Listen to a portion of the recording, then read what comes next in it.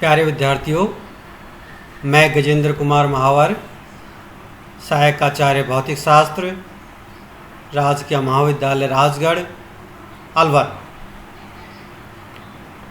आज हम पढ़ रहे हैं विसरण डिफ्यूजन।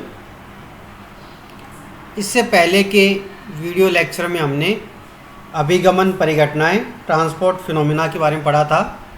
उसके अंतर्गत हमने श्यानता, ऊष्माचालन का अध्ययन किया था। आज हम अभिगमन परिघटनाओं के अंतर्गत ही विसरण का अध्ययन करेंगे। तो देखिए, माना किसी पात्र में एक समान ताप व दाब पर कोई गैस स्थित है जिसकी विभिन्न परतों को चित्र में दर्शाया गया है। ये जो चित्र है उसके अंदर जो गैस है उसकी विभिन्न परतों को दर्शाया गया है। ए, बी और सी, डी ये इसकी बाहरी परतें हैं और बाकी सब ये अंदर की परतों को हमने रिप्रेजेंट किया है। माना कि जो परत ए बी है, ए बी जो परत है उस पर आणविक सांद्रता, मॉलिक्यूलर डेंसिटी जो है नियत है, कांस्टेंट है। अब हम जैसे जैसे ये जो परत ए बी है उससे जेड दिशा की ओर जाते हैं तो सांद्रता बढ़ती जाती है। तो मान लीजिए कि जो सांद्रता प्रवणता है, डेंसिटी ग्रेडियंट है, वो कितना है, dN/dz है। ठीक है।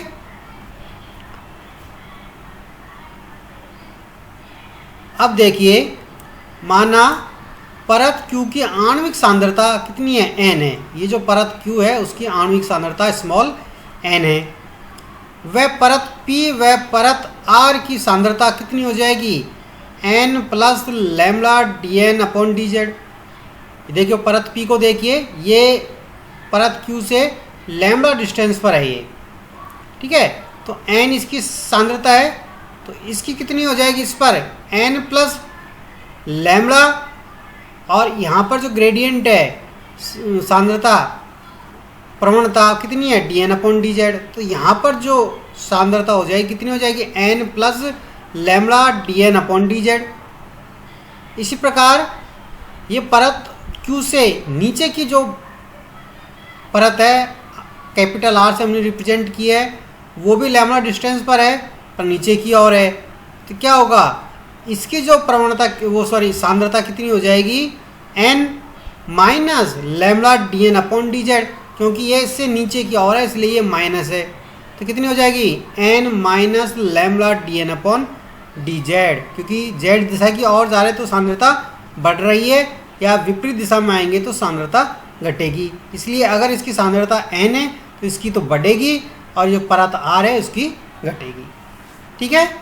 तो हमने परत Q की सांद्रता कैलकुलेट कर ली है और परत R की सांद्रता भी हमने कैलकुलेट कर ली। क्योंकि हम सभी जानते हैं कि सभी दिशाओं में जो अणुओं की गति है उसकी प्रायिकता समान होती है। तो किसी पृष्ठ के एकांक क्षेत्रफल से एकांक समय में पृष्ठ के लंब दिशा में गति करने वाले अणुओं की जो संख्या है वो कितनी होगी, 1/6 n बार होती है। ये जो है इसका हमने विस्तृत अध्ययन जो है श्यानता वाले टॉपिक में किया है, इसलिए हम यहाँ पर डायरेक्ट ही इसका इस्तेमाल कर रहे हैं कि किसी पृष्ठ के एकांक क्षेत्रफल से एकांक समय में पृष्ठ के लंब दिशा में गति करने वाले अणुओं की संख्या कितनी होगी, 1/6 n बार। यदि अणुओं की जो माध्य चाल कितनी हो, c बार, तो परत P के एकांक क्षेत्रफल से एकांक समय में नीचे की ओर जाने वाले अणुओं की संख्या कितनी हो जाएगी, 1/6 bracket n plus lambda dN/dz c बार। यानी परत P से परत Q की ओर आने वाले जो अणुओं की संख्या है कितनी है, इतनी। ठीक है। तथा परत Q के एकांक क्षेत्रफल से ऊपर की ओर पार करने वाले अणुओं की संख्या कितनी हो जाएगी, 1/6 bracket N minus lambda D N upon D Z bracket बन सी बार। यानी ये जो इतने अणु हैं वो तो परत क्यू को पार करके नीचे की ओर आ रहे हैं, और ये जो है अणुओं की संख्या है वो परत क्यू को पार करके ऊपर की ओर जा रहे हैं। तब देखिए जो जेड डायरेक्शन है उसको पार करने वाले अणुओं की संख्या कितनी हो जाएगी। अतः परत क्यू के एकांक क्षेत्रफल को प्रति सेकंड जेड दिशा में पार करने वाले अणुओं की संख्या, यानी ऊपर की ओर पार करने वाले अणुओं की संख्या हमें ज्ञात करनी है। ठीक है, तो देखो कुल संख्या कितनी हो जाएगी, इसको हमने जे एन से रिप्रेजेंट किया है, तो 1/6 bracket N minus lambda D N upon D Z bracket बन C bar minus 1/6 bracket N plus lambda D N upon D Z bracket बन सी बार। अब इसको हल करेंगे हम, तो हल करेंगे तो देखिए हल करने पर हमारे पास क्या प्राप्त होगा, J N equal to -1/3 lambda C bar D N upon D Z. इसको नाम दे दी समीकरण नंबर 3। यानी परत क्यू के एकांक क्षेत्रफल को जेड दिशा में पार करने वाले, यहाँ से देखिए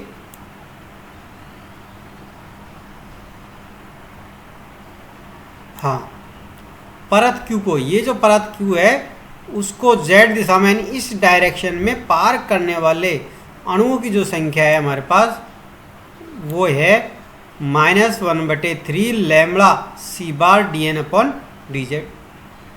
ठीक है, परंतु फिक के नियम अनुसार यदि विसरण गुणांक कैपिटल डी हो तो फिक के नियम से हम क्या लिख सकते हैं, J N equal to -d N upon D Z. इसको नाम दे समीकरण नंबर 4। अब समीकरण 3 व 4 की हम तुलना करते हैं, तो तुलना करने पर हमें क्या प्राप्त होगा, ये विसरण गुणांक हमें प्राप्त होगा। तो जो d है वो कितना हो जाएगा, दोनों को कंपेयर कीजिए, देखो d इक्वल टू क्या हो जाएगा 1/3 लैम्बडा सी बार। ठीक है, तो ये हमारे पास विसरण गुणांक डिफ्यूजन कोफिशिएंट का मान हमें प्राप्त हो गया। अब हम करेंगे, यहाँ पर ये जो लैम्बडा है वो माध्यमुख है और ये है औसत चाल है हमारे पास। इन दोनों का मान हमने पहले कैलकुलेट कर रखा है, हमें डायरेक्ट भी इसका मान याद होना चाहिए। तो देखिए अब इसमें हम क्या करेंगे, लैम्बडा और सी बार का मान हम इसमें रख देंगे। तो रख दीजिए मान d equal to 1/3 into lambda का जो मान है माध्य मुक्त पथ का, मीन फ्री पाथ का, वो होता है 1/√2 पाई डी स्क्वायर एन इंटू जो औसत चाल है, एवरेज वेलोसिटी है, ये एवरेज स्पीड है, उसका मान कितना है 8 kT अपॉन पाई एम की पावर 1/2। ठीक है, मान रख दिए दोनों, हल कर लीजिए। इसको हल करेंगे, 8 को की पावर 1/2 है, तो इसको हम क्या लिख सकते हैं 2√2। ठीक है, तो देखो 2 यहाँ आ जाएगा, क्योंकि 8 की पावर 1/2 है तो इसको 2√2 लिख सकते हैं। तो क्या आ जाएगा, 2 तो इधर आ गया और √2 से √2 कैंसिल हो जाएगा, तो ये बचेगा 2/3 पाई डी स्क्वायर। ठीक है, अब यहाँ पर देखिए, यहाँ पर स्मॉल m है, तो मैं स्मॉल m से ऊपर मल्टीप्लाई कर दूँ, स्मॉल m से नीचे मल्टीप्लाई कर दूँ, तो नीचे क्या हो जाएगा स्मॉल mn, और वो हो जाएगा रो के बराबर, क्योंकि रो इक्वल टू क्या होता है स्मॉल mn। ठीक है, अब यहाँ पर देखिए एक m ऊपर है और एक m यानी m अंडर रूट से बाहर है, तो हम क्या करेंगे √m से ऊपर मल्टीप्लाई कर दो, √m से नीचे मल्टीप्लाई कर दो, तो ऊपर क्या बचेगा सिर्फ √m, तो इसको ब्रैकेट के अंदर ले जाइए, तो क्या हो जाएगा mkt अपॉन पाई की पावर 1/2। तो इस प्रकार ये वाला पद हमारे पास आ जाएगा। ठीक है, अब देखिए इसको हल कर लीजिए, और 2/3 पाई डी स्क्वायर इंटू 1/रो, और इस वाले पद को m और k है, इसको मैं लिख सकता हूँ capital M R T upon pi. जो कैपिटल एम के है उस सॉरी स्मॉल एम के है उसको हमने लिखा है कैपिटल एम और आर, बाकी पास सेम रहेंगे। ठीक है, क्योंकि हम जानते हैं कि जो कैपिटल एम होता है वो होता है small M into capital N, जहाँ पर एन अवोगाद्रो संख्या है, और जो के होता है वो होता है capital R upon capital N. तो इनका इस्तेमाल करके हमने यहाँ पर एम के का मान कैलकुलेट किया। ठीक है, अब देखिए इस इक्वेशन से देखिए d जो है अब प्रोपोर्शनल किसके हो जाएगा, बाकी तो सब लगभग कांस्टेंट है, 2/3 पाई डी स्क्वायर, और पाई इधर r कांस्टेंट, t हमने माना ही है कि एक m कांस्टेंट। तब अब क्या हो जाएगा, ये डिपेंड करेगा t की पावर 1/2 अपॉन रो पर, यानी d प्रोपोर्शनल टू t की पावर 1/2 अपॉन रो, यानी रो है वो क्या हो जाएगा इन्वर्सली, क्योंकि हम जानते हैं कि जो रो है वो प्रोपोर्शनल होता है t की पावर -1 के। तो इसमें मान रखेंगे t की पावर -1 ऊपर ले जाएंगे, क्या हो जाएगा t की पावर 3/2, यानी जो विसरण गुणांक है डिफ्यूजन कोफिशिएंट है वो डायरेक्टली प्रोपोर्शनल टू हो जाएगा t की पावर 3/2 के। ठीक है, तो हमने यहाँ लिखा है आता है विसरण गुणांक t की पावर 3/2 के समानुपाती होता है। ठीक है, धन्यवाद।